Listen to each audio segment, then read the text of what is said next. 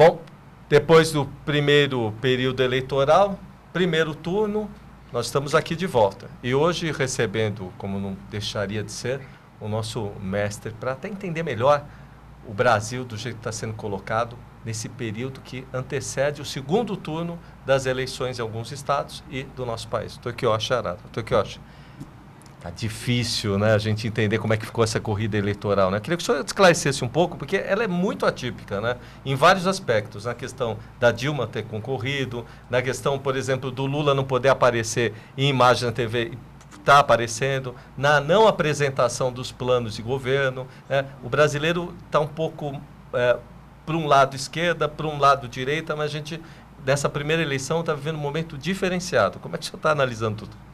É uma primeira eleição dos últimos anos que transcorre em clima de completa anormalidade, né? Uhum. Essa anormalidade começou com amparo numa legislação eleitoral absurda. Criou a figura do pré-candidato, não é? Isso ensejou, com a ajuda da grande mídia, que se lançasse como pré-candidato alguém preso e condenado por gravíssimos crimes de corrupção e lavagem de dinheiro, né? As pesquisas davam como candidato imbatível e levou tempo para que os tribunais rechaçassem essa ideia em caráter definitivo. Foi feito vários recursos e, no fim, o Supremo Tribunal Federal rejeitou o registro da candidatura, sepultando todos os recursos impetrados em escala industrial. Uhum. Né? Mas a coisa não parou por aí. A mídia resolveu ressuscitar um ex-presidente cassado, né? Pois é. Por processo de impeachment. O que fica inelegível pela aplicação literal do 152, parágrafo único da Constituição Federal, que diz que, julgada procedente a acusação, o presidente terá seu mandato cassado com suspensão de direitos políticos por 8 anos. Não é? Então não é é com. Cassação com suspensão. Não é?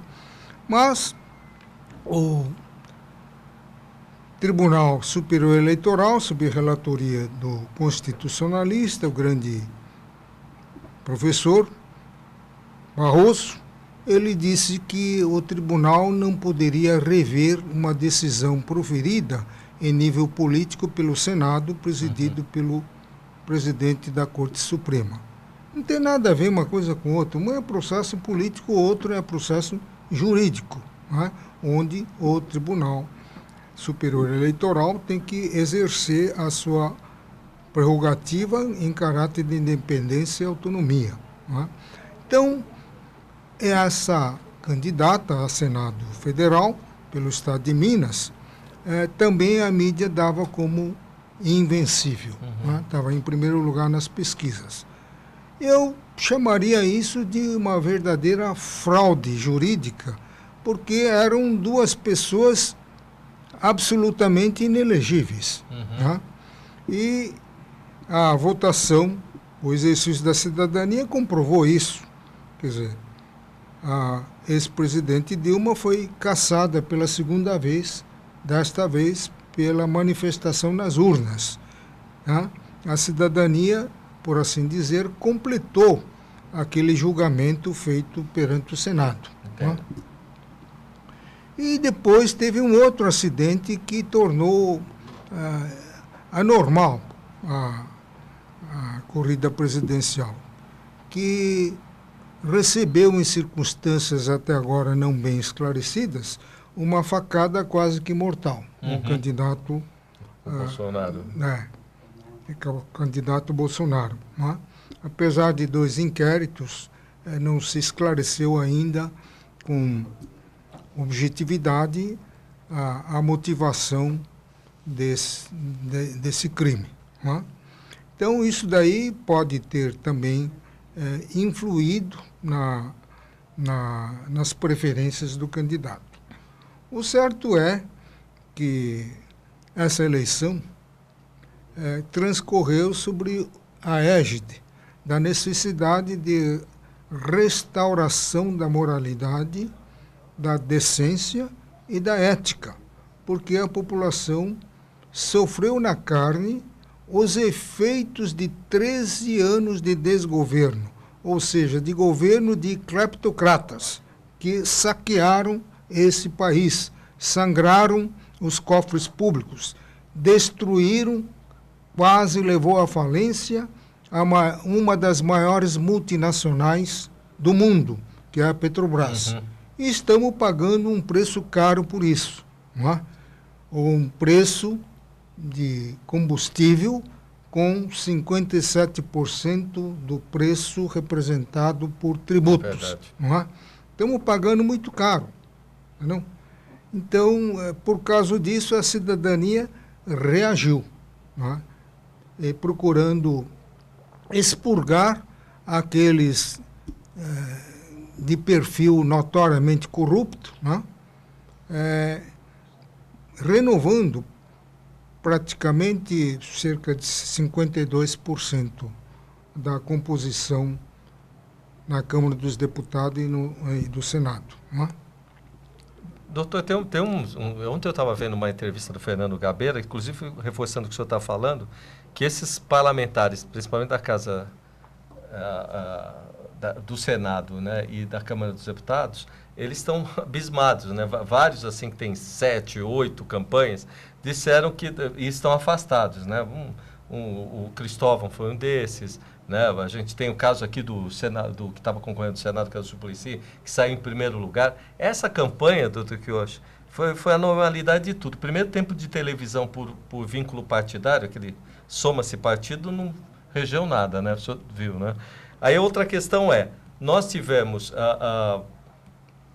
quem fez mais? Foi a coalizão partidária ou tempo de televisão? Nada disso, foi a internet, né? Quer dizer, o Twitter, o Facebook, as mídias sociais. Mas teve um fato aqui que o senhor comentasse, quer dizer, no mínimo diferente, para a eleição presidencial, o cabo Daciolo, né, ele declarou gastar R$ 738,37. E já o Meirelles gastou 43 milhões de reais. E ele que teve empate técnico com ele. Como é que o senhor viu essa situação? Porque é totalmente atípica, né? Não, é por causa disso que estou falando da anormalidade do processo eleitoral que culminou com as eleições no dia 7. Partido que tinha maior tempo de disponibilidade na televisão, o resultado não correspondeu ao tempo. O Alckmin teve o maior tempo de exposição na mídia. No entanto, ficou lá embaixo. Ficou lá embaixo. Ficou lá embaixo. Mas isso daí eu vou voltar mais tarde e vamos explicar a razão disso daí. Faz parte também de uma legislação absurda que nós temos. Mas vamos já falar nisso. A desincompatibilização do cargo para concorrer às eleições presidenciais existe exatamente para manter a neutralidade e a lisura no exercício do direito de voto, para afastar qualquer tipo de influência pela movimentação da máquina pública. Entendi. É para isso que existe. Mas o que aconteceu nessa eleição? Ele saiu e deixou lá o vice-governador, Márcio França, né? Não tem nada contra ele, só estou falando um fato. Que, a pretexto de que está buscando reeleição, quando notoriamente todos sabem que ele nunca foi eleito governador, mas por estar buscando reeleição, ele não precisou de se afastar. Verdade. Usou, e deve ter abusado, da máquina administrativa do governo. Isso explica por que razão uma pessoa que estava lá embaixo, de repente, começou a encostar no Paulo Scaff, João Dória, e depois superou o Paulo Scaff. Como é que se explica isso? Entendeu? Quase. Então, isso é um dos vícios da legislação. entendeu? Entendi. Então, aliás, esse negócio de reeleição é um negócio horrível que o FHC trouxe para o direito brasileiro. Isso é uma coisa horrível, é coisa que só enseja a corrupção, entendeu? Deveria acabar. O país já tem um apelido de um povo mais ou menos corrupto. O Brasil é um dos mais corruptos do mundo. Agora começa a inventar mecanismos legislativos que exacerbam essa corrupção. Então, onde é que nós vamos chegar? Bom, mas voltando àquele assunto lá que você abordou, a grande mídia, espaço na televisão não fez efeito. Em parte, é por causa do exercício pleno da cidadania. O brasileiro está aprendendo, ainda que tardiamente, a votar de uma forma consciente. Ele está consciente de que 13 anos de desgoverno trouxe a desgraça para eles. E fechando, o que é pior, fechando perspectiva de recuperação e de crescimento. Tal a situação de pobreza que conduziu o Brasil, que hoje estamos com 159 de déficit primário.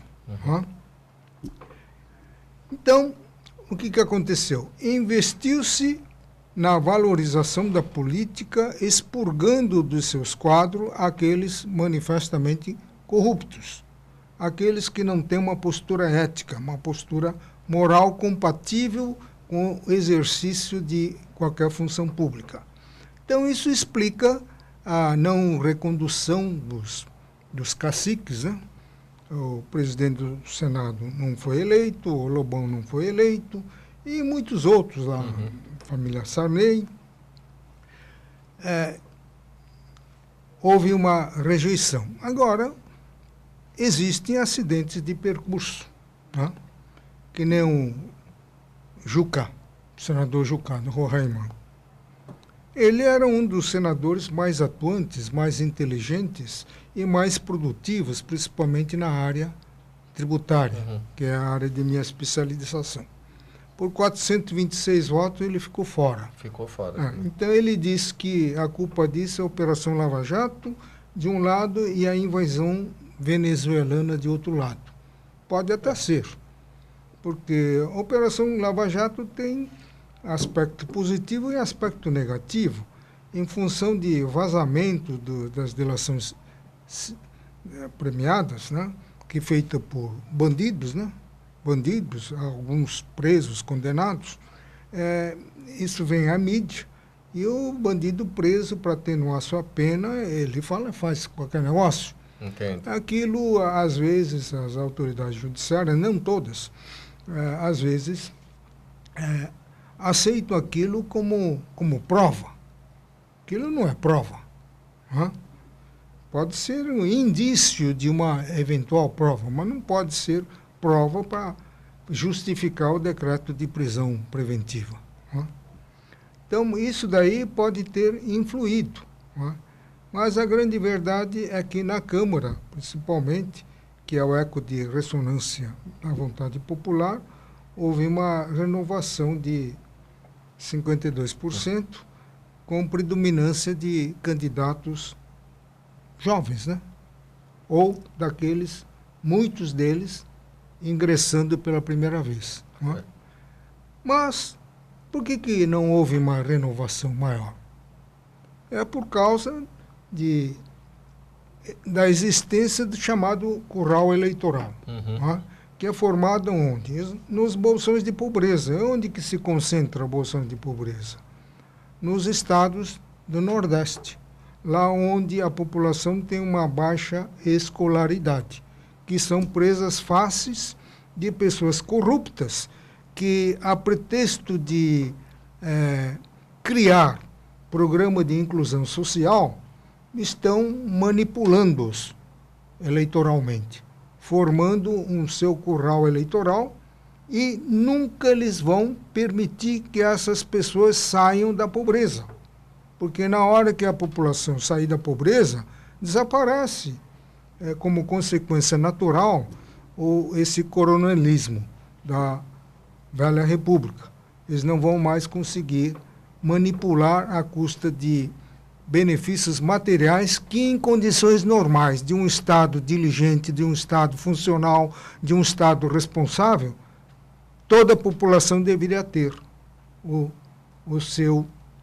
a sua oportunidade de concluir a educação básica, média e superior. Né? Pois o que não está acontecendo. Nós estamos ainda com um sistema educacional pervertido e invertido, não é? Que não permite a ascensão social, econômica de uma parcela majoritária da população brasileira. Falando, dois aspectos que o senhor está comentando, é que eu vi que dentro dessa renovação de 52 tem bastante do Partido Novo do Bolsonaro.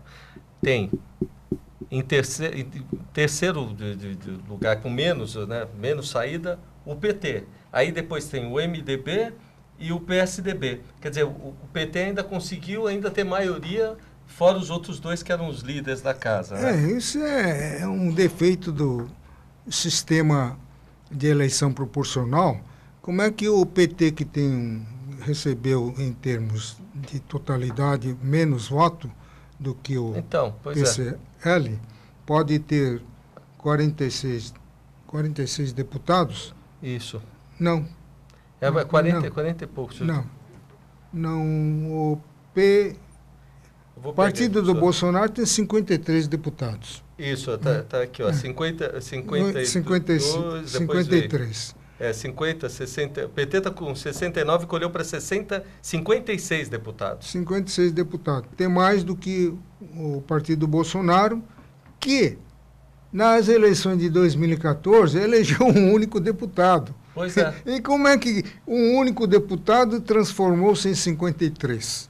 Então, essa soma... Desses 53, 37 deputados não pegou um tostão sequer do fundo partidário. Verdade. E outros 16 se valeram do fundo partidário. Agora, os do PT, todos eles usaram o fundo partidário. Não é? Tem até gente que estava presa e recebeu o fundo partidário, 1.500.000, não quero ficar falando do nome. Então, é um absurdo, né?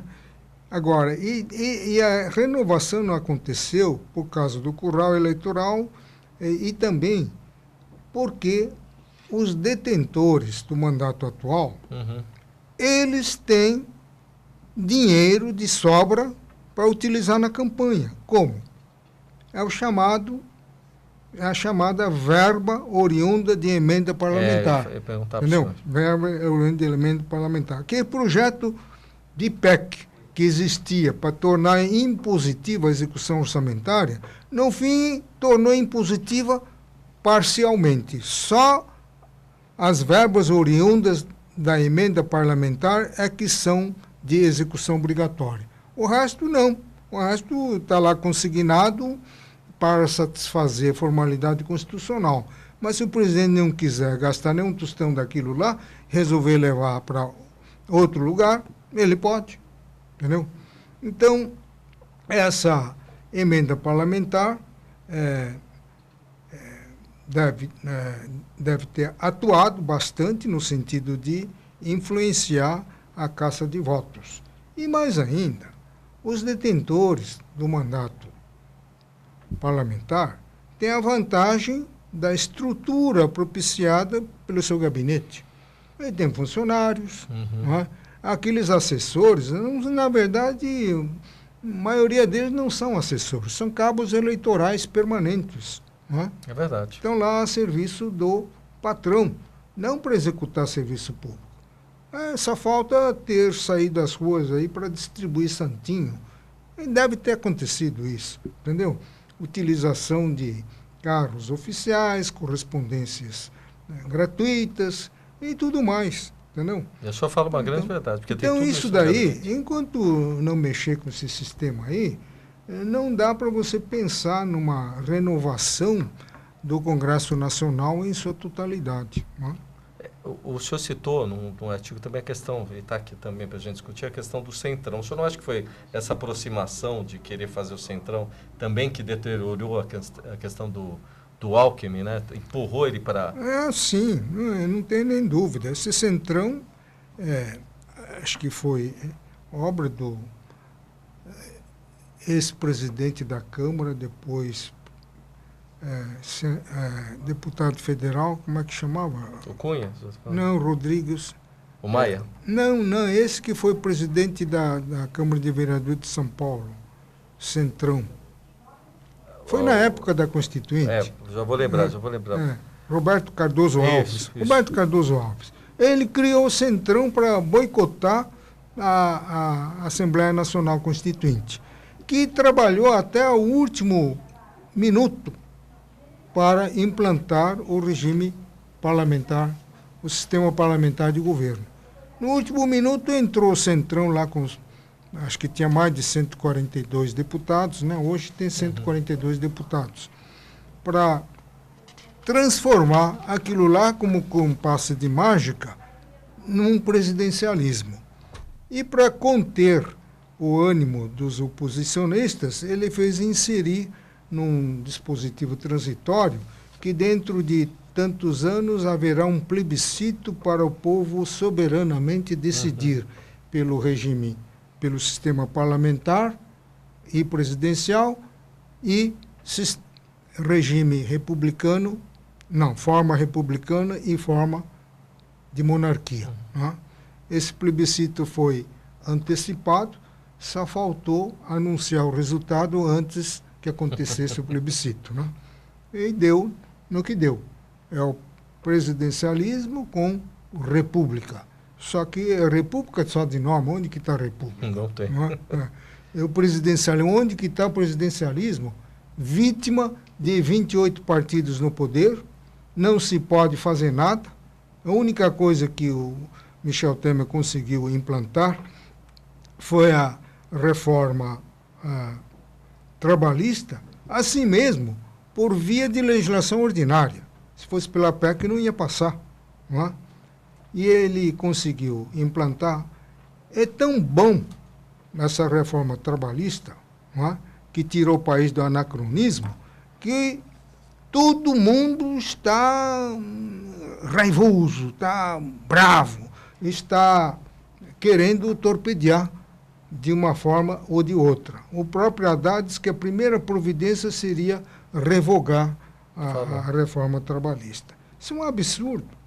São eternos trogloditas profissionais que se alimentam do anacronismo, do ultrapassado, do tempo do homem das cavernas, não tem uma verdadeira ojeriza a algo moderno que se sintoniza com o mundo atual, que é dinâmico, entendeu?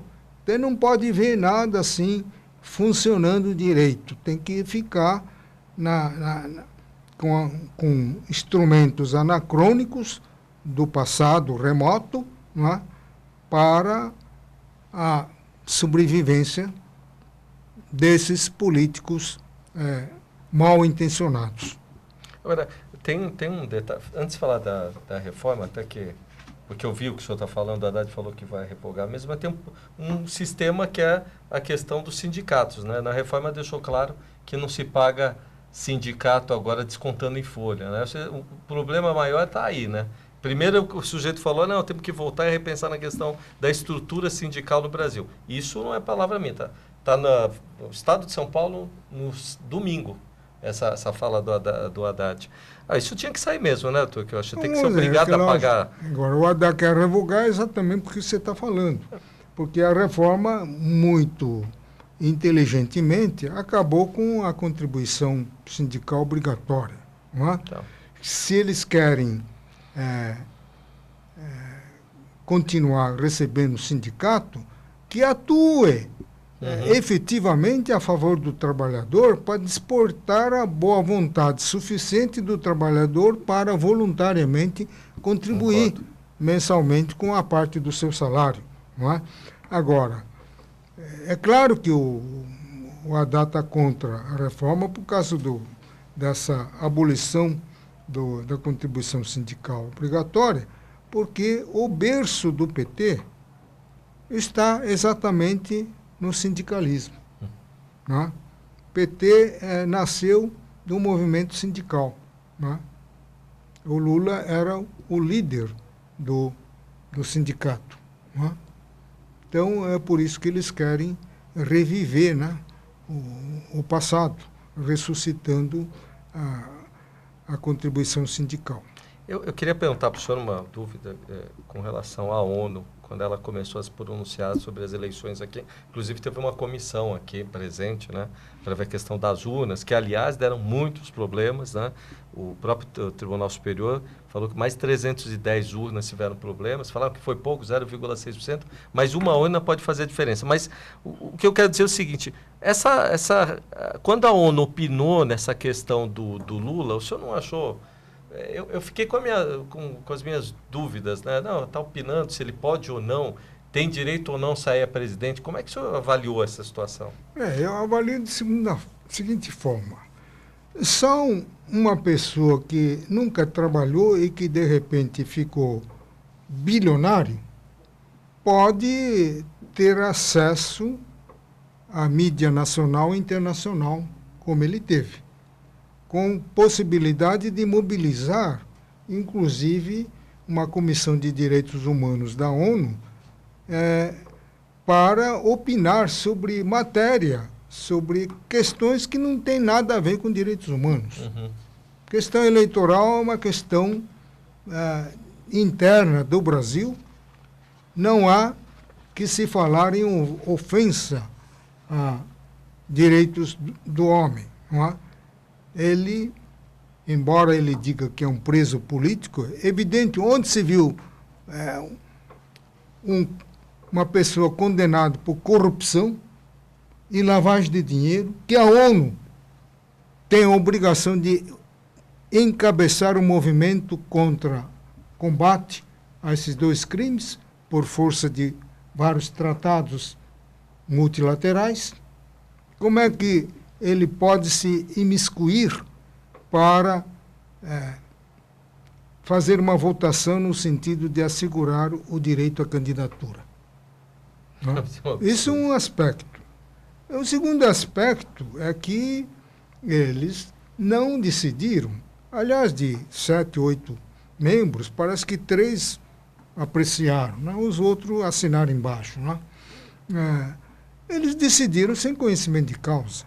Eles não têm conhecimento da legislação eleitoral brasileira, que veda a um candidato condenado em segunda instância concorrer às eleições. É a lei da ficha limpa que foi incorporado na lei eleitoral. Não é? Então, mas o que mais me assusta é que um erudito ministro, um ilustre ministro, Fachin, da Corte Suprema, acolheu esse voto, liberando o registro da candidatura do ex-presidente Lula, dizendo que a Corte, como o Brasil é subscritor do tratado, tem que respeitar. Só que nem outros julgados, o mesmo Supremo Tribunal Federal tem minimizado a posição hierárquica dos tratados, dando tratamento até alguns anos atrás de uma simples lei ordinária, ordinária comum. Agora assumiu um aspecto de uma lei especial, ordinária de natureza especial. Mas mesmo assim está bem abaixo de uma norma de natureza constitucional. Então, esse voto foi muito estranho. Por isso que isso daí é uma das formas que contribuíram para a normalidade do pleito de 7 de setembro. Tem um outro detalhe que o senhor colocou nesse texto também, mas é interessante de falar porque a gente não vê a discussão de proposta, muita proposta. A gente vê propaganda eleitoral agora mais acirrada, porque o Bolsonaro, especificamente agora do segundo turno, o Bolsonaro e o Haddad, eles têm agora o mesmo tempo de TV, mas você não vê muita proposta mesmo. É aquela que a gente vê em campanha, que termina falando muito número, né? As passadas são assim, colocando muitos dados, estatísticas. Como é que o senhor está avaliando isso? Porque realmente, no plano de governo que a gente olha deles, tem mais a colocação pontual. Nós faremos um Brasil melhor. O Bolsonaro tem muito isso. Nós colocaremos o Brasil nos trilhos, tal, mas você não vê muita pontualidade, embora a equipe econômica dele seja boa, né? E do outro também tem uma equipe também com uma colocação boa. Mas eu não vejo a proposta propriamente dita para debate nem na campanha andando. Como é que o senhor tem visto isso? Aí tem dois fatores. Primeiro que eles fazem o que a mídia quer, né? O que a mídia quer é acirrar os debates, colocando um contra o outro, né? Ver o circo pegando fogo, né? Pois é, isso que a mídia quer. Então, se prestar atenção, você vai ver que a cada 3 ou 4 minutos de declaração contra o PT, segue-se imediatamente outros tantos contra o Bolsonaro. Não é? Agora, isso é um ponto. Segundo ponto é que eu tenho a impressão que eles não têm um programa consistente em matéria de recuperação econômica, retomada do crescimento do Brasil. Porque, afinal, depois de 13 anos de destruição sistemática da infraestrutura que tínhamos e sumiço de recursos financeiros do erário, é difícil você montar qualquer projeto de retomada do crescimento. Porque a retomar o crescimento você precisa de despesa de infraestrutura. E infraestrutura não se faz de uma hora para outra. Verdade. Não é? Como é que você vai modernizar o Porto de Santos ou de Paranaguá e outros 14 portos que não servem para a exportação? Não é? Como é que você vai expandir as rodovias ou tapar os buracos das rodovias existentes? Como é que você vai expandir a malha viária via ferrovia de um ano para outro? Isso é difícil. Então, por isso que eles ficam só nas declarações vagas, genéricas. Nós vamos retomar o crescimento. Agora, como? Eles não explicam. Nós vamos fazer uma política para dar emprego a todos. Nós vamos continuar com os 13 milhões de desempregados. Eles não explicam como, porque não temos meios. Né? Agora, o único candidato que lançou um sinal positivo em termos de recuperação da economia foi o Bolsonaro, que ele disse que vai transferir a construção de infraestrutura para o país ter a sua capacidade produtiva aumentada para a iniciativa privada. Porque hoje nem a parceria público-privada se pode implementar. Não é? Eu não sei exatamente quantos, mas deve ter centenas de projetos de expansão da infraestrutura paralisados por falta de recursos. Com certeza. Falta de recursos. Isso independentemente daquela emenda maluca que congelou a despesa por 20 anos, né? A DRU, né? Não, a DRU não. Aquela PEC 20 lá PEC 20?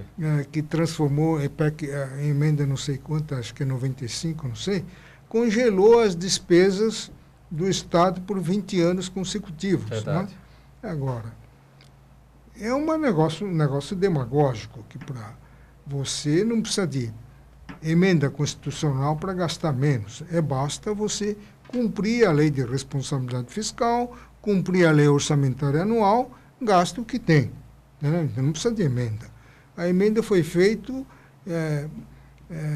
para inglês ver, porque não é possível você manter durante 20 anos a mesma despesa do exercício anterior, apenas corrigida pelos índices inflacionários, se o número da população está crescendo, se as necessidades públicas estão crescendo a dia de acordo com a evolução, dinamismo da sociedade e evolução do mundo. Não é? O mundo não fica parado 20 anos. Né? Então, cada vez que há uma evolução na sociedade local ou mundial, há um reflexo também dentro da sociedade brasileira que vai demandar maiores despesas públicas. Então, isso daí é uma piada. Tanto é que, antes dessa emenda entrar em vigor, nós tínhamos uma dívida pública menor. Uhum. E agora temos uma dívida maior. Verdade. E as agências, agora saiu o último índice, né, há poucos dias da última, né, o último pleito da eleição, mas que em índices a economia do Brasil está melhorando um pouquinho. O senhor chegou a ver isso? Quer dizer, e atribuíram também até a questão da subida do Bolsonaro. Mas isso é bom, o reflexo tem sido feito com a base mas econômica. havia caído também. Havia caído em função da indecisão desse embate político, porque pode haver uma reviravolta de uma hora para outra. Isso daí, a eleição é uma coisa imprevisível. Né? Todos os colegas que falaram lá na Academia Paulista de Letras Jurídicas, fazendo uma previsão do que ia acontecer, aconteceu exatamente o contrário. Lá, os professores da USP lá se pronunciaram dizendo que Bolsonaro, na primeira entrevista coletiva, ele vai rodar. Né? Deu o contrário. Depois ele não participou mais de outras por causa da facada, né? Que não sei se foi uma facada infeliz ou oportuna, sei lá. Ele não apareceu mais. Né? Mas ele conseguiu se firmar como o candidato mais indicado ao Planalto, sem ter gastado recurso público. Não é? Tem mais quanto tempo? Só para saber que eu tocar em alguns assuntos específicos, mas um pouquinho mais polêmico, doutor. Olha aqui.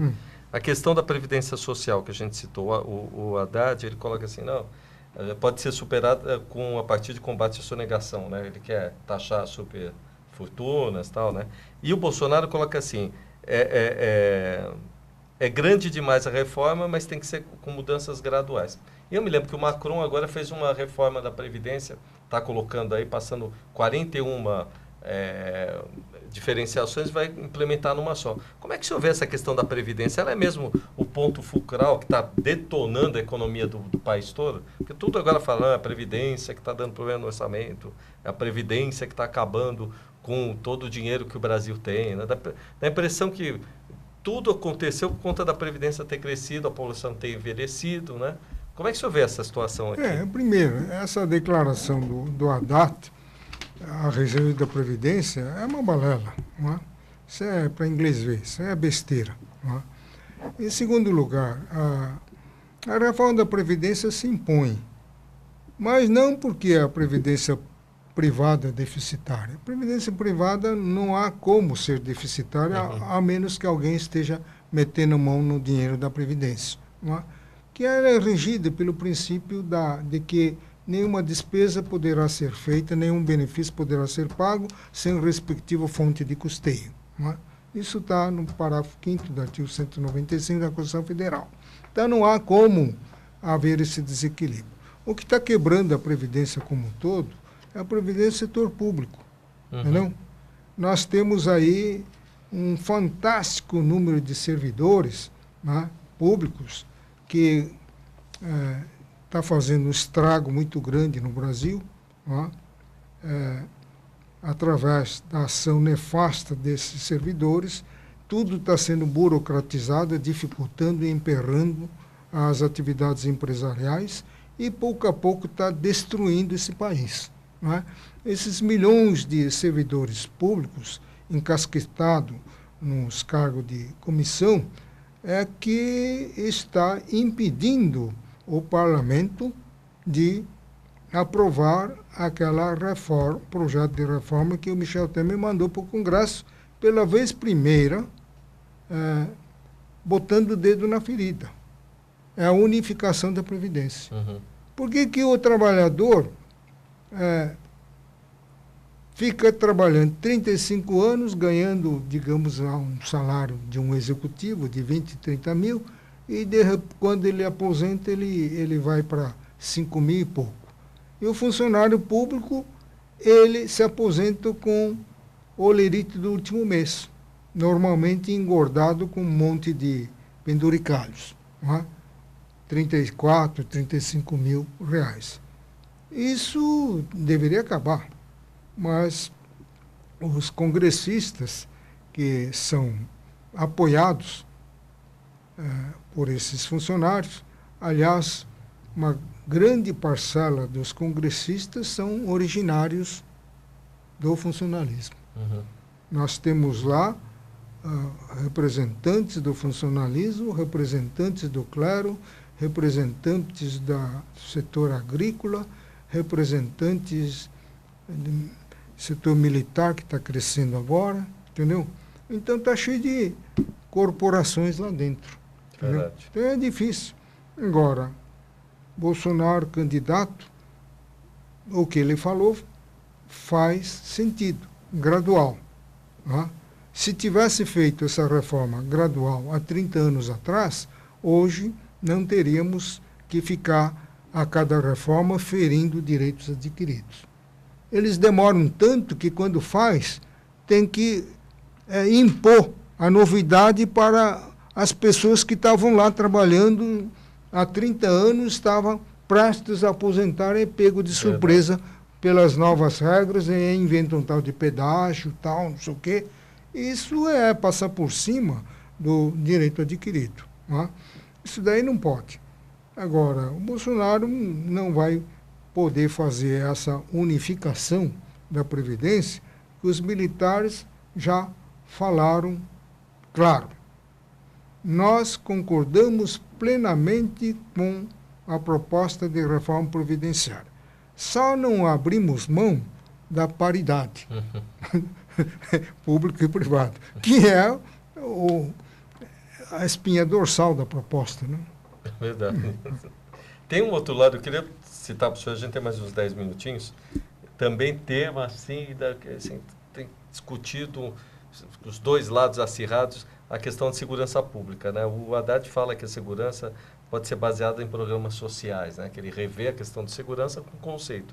E já o Bolsonaro coloca assim, né? O policiamento, né? Leis penais para fortalecer e o Estatuto do Desarmamento. Quer dizer, é aquela questão, o sujeito está andando com arma, não está andando com arma, vai enrijecer, que é essa questão dos núcleos que o senhor falou. Tem mais militar hoje lá. Como é que o senhor vê essa situação? Bom, em termos de combate à criminalidade, o Bolsonaro está certo. Não é? Só que combater a criminalidade não basta. Não basta. Não é? Você tem que suprimir a causa. Uhum. A causa, estou cansado de falar, está num sistema educacional perverso. Você tem que dar formação para o cidadão. Desde o ensino fundamental, o cara tem que ter noção de civismo, de patriotismo, ter um pouco de religiosidade, espiritualidade, cultura geral. Não é só aprender o beabá, que aliás nem beabá não estão aprendendo. Estão saindo com canudo aí por ordem cronológica. Ficou 5 anos, então está no 5º ano. Entendeu? Não é assim. Então, combate à criminalidade pressupõe algo muito mais grandioso do que simplesmente ficar reprimindo. O que a Polícia Federal está fazendo é simplesmente reprimir, quer dizer, está esperando a coisa acontecer, o crime acontecer para ir atrás. Aliás, a função da polícia é isso daí. Tá? Agora, as autoridades constituídas não podem ficar só na repressão. Eles têm que fazer a prevenção. E para fazer prevenção, tem que montar um sistema nacional de segurança pública que envolve necessariamente entrosamento com o Ministério da Educação, Ministério da Previdência e outros ministérios. Tá? Então, e não se pode fazer isso de um ano para outro. O ciclo completo da educação, quantos anos nós temos? Agora, são 13 né? anos. Mais um. Então, vai levar isso daí. Vai levar no mínimo 13 anos se você começar hoje. Não é? Agora, sem isso daí não precisa. Agora, essas pessoas que falam em combater a criminalidade são pessoas insensíveis, são políticos que não têm a mínima paixão, mínimo sentimento humanitário pelas pessoas que estão vivendo abaixo da pobreza. Ele vê um menino jogado na rua, pedindo esmola em vez de estar na escola, ele passa na frente dele de uma forma indiferente, como se fosse algum objeto, alguma tartaruga andando por aí, entendeu? Esses meninos que estão na rua hoje pedindo esmola, pedindo alimentos para comer, amanhã são aqueles que estarão assaltando. Só quando o cidadão for assaltado é que ele vai se tocar. Poxa, falta segurança. Ué, se ele tivesse prestado atenção no menino jogado nas ruas lá, catando alimento no lixo, isso não teria acontecido, né? Então, o que eu acho que deve estar no finalzinho, queria deixar para o senhor terminar, tem mais que 10 minutinhos. Eu quero dizer o seguinte, pesquisa eleitoral é sempre aquela coisa, né? Eu tenho cá minhas dúvidas, que eu sou da área de comunicação, mas a pesquisa eleitoral sempre coloca de uma forma qualitativa, né? Você pega um núcleo para falar. Mas eu vi no texto do senhor que o senhor colocou um pedaço ali dizendo o seguinte, né? Que a gente precisa sair dessa etapa e para a etapa seguinte. E pelas pesquisas, né, o que a gente tem visto, ainda não deu o segundo turno, que é dia 28, mas as pesquisas estão apontando aí entre 50% e 60% rejeição, enfim, Bolsonaro está ali na frente. O senhor acha que, estou colocando uma situação meio peculiar para o senhor, o senhor acha que, em sendo o Bolsonaro presidente, né, pelo que as pesquisas estão colocando, o Brasil vai começar a andar, né, desta linha nova de conscientização, tal? Vou colocar esse panorama para o senhor. E o outro e se tudo for para o outro lado, que só temos duas opções, e voltar à situação do Haddad, né, que não está à frente nas pesquisas, e a gente não tem esse indício que ele chegue ali, né, a ser realmente presidente. Mas como o Brasil todo é possível ultimamente, o que o senhor acha? Como é que o Brasil vai ficar após o dia seguinte à eleição de qualquer um dos dois? Bom, a volta do PT, nem pensar. Né? Nem pensar. Chega a 13 anos de assaltos, roubos e corrupção. Nós temos que contar com o grande índice de rejeição do Haddad. Né? Ele tem muito mais rejeição do que o Bolsonaro. Então, isso somado às pesquisas atuais, que dá Bolsonaro na dianteira, com grande vantagem, né?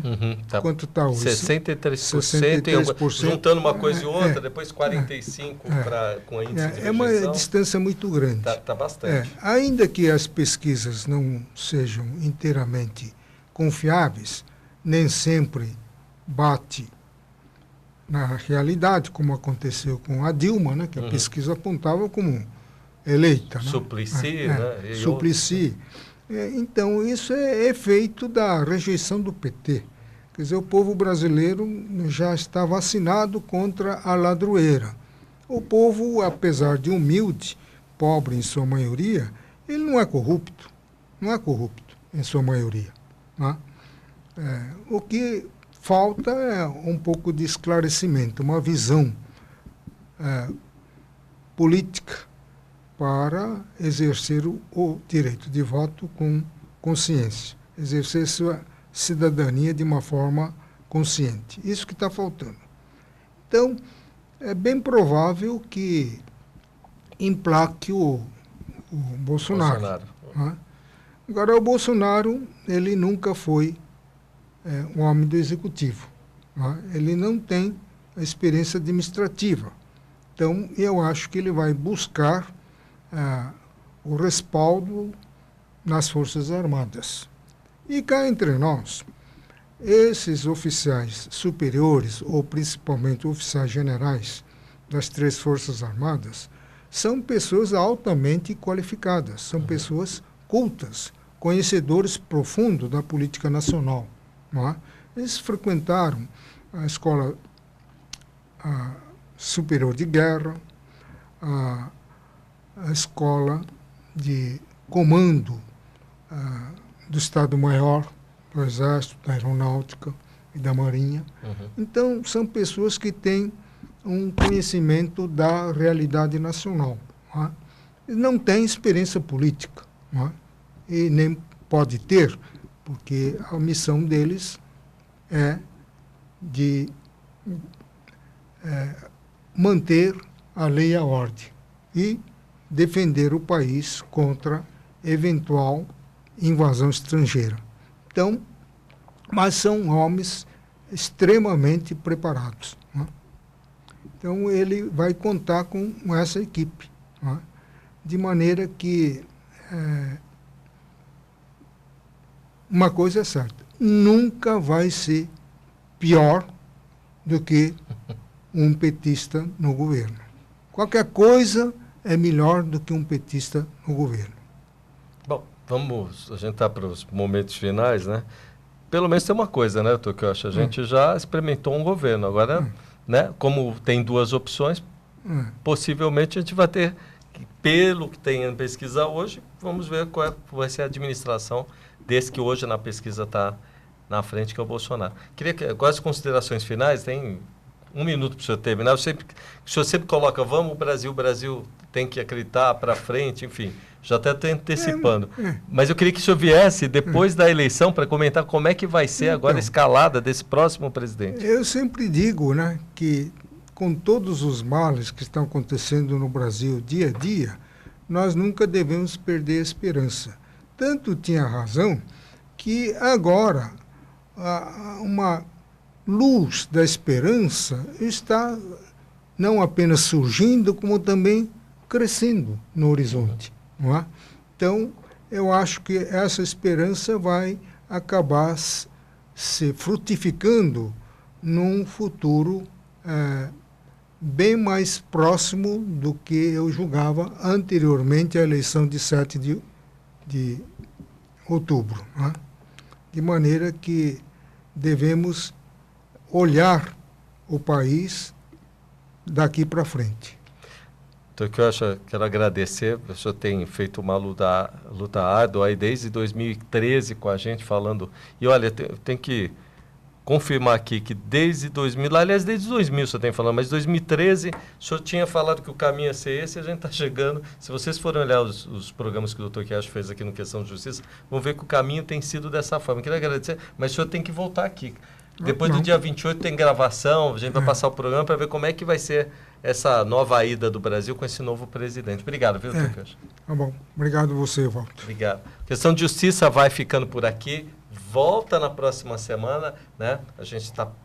Vamos descobrir agora como é que vai ser pós-eleição, como é que o Brasil vai estar, né, para frente, quais são as próximas discussões e os desafios que esse novo presidente e os novos governadores vão ter pela frente. Um abraço.